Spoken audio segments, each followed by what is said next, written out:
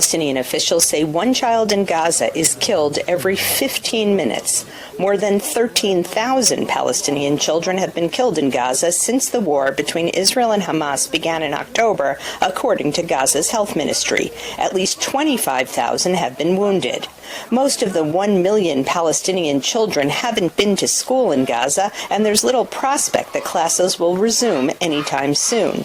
Most of the schools have been transformed into crowded shelters for the roughly 2 million Palestinians who have been displaced by Israeli military strikes.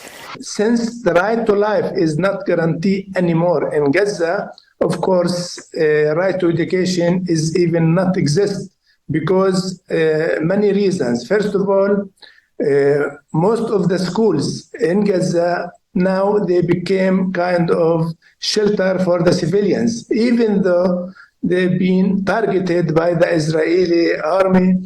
Half of the 2.3 million Palestinians in Gaza are under the age of 18. Palestinian officials say hundreds of thousands of these youth are suffering from the effects of the war and displacement from their homes. They say that schools could supply a routine and normality.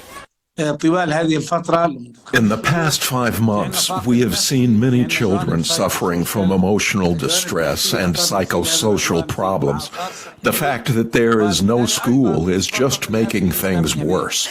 Al-Khadour says even after the war ends, it will take months before children can return to school.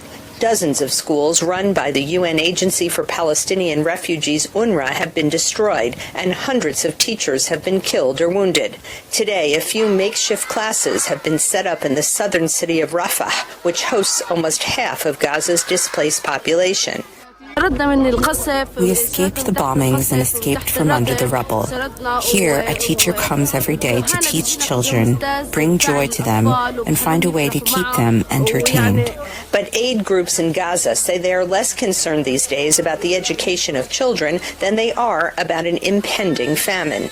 The United States says Israel must do more to allow humanitarian food aid distribution in Gaza and has announced plans to build a floating pier for food deliveries by sea. Linda Gradstein, VOA News, Jerusalem.